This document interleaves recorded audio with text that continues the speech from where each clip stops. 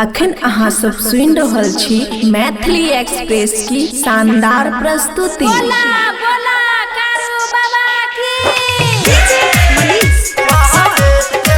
खुशी recording studio बलुआहा। देव के पुजारी महादेव के पुजारी कहैया सब महादेव के पुजारी। देव के पुजारी महादेव के पुजारी कहैया हमरा सब देव के पुजारी। अलिया चरण कारू बाबा हो तोहर करिया तू सब के खुशी से मगन। बहे पीछा में गंगा हो माय तोहर तक से मत गलत जगह।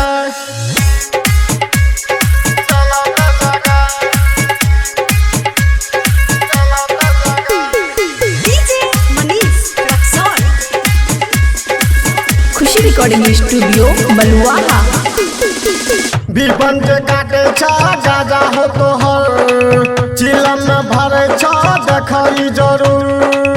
बीपन हो काटे छा गाजा हो जरूर चिलम में भरे छा सुनई जरूर। महादेव के पुजारी महादेव के पुजारी कारू बाबा महादेव के पुजारी। देव के पुजारी महादेव के पुजारी कारू बाबा हो महादेव के पुजारी। तोरे चरण में आवे छ दूध सुन चावल आवा गाजा सुन इहो पुरिया। तोरे चरण में आवे छ दूध सुन चावल आवे छ गाजा के हो सुन पुरिया।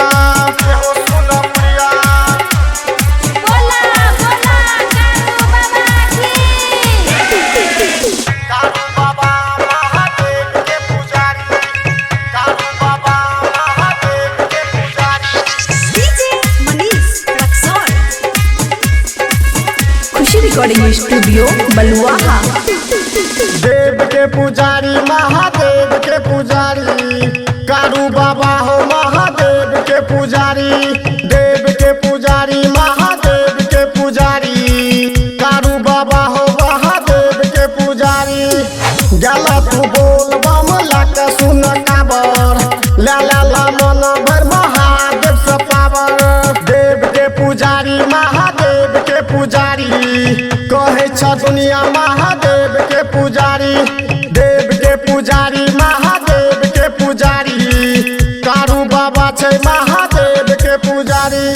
दोस्त लोग सब हमू करब तनी तारू में बाबा के करब जड़ी बूटी के सुगंध। जड़ी बूटी के सुगंध बूटी के सुगंध जे हम करब सुना अपन रू में दिहा तू जड़ी बूटी के हो सुगंध।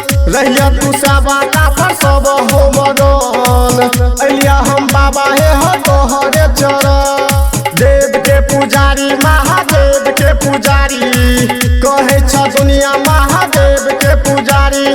देव के पुजारी महादेव के पुजारी कारू बाबा छे महादेव के पुजारी।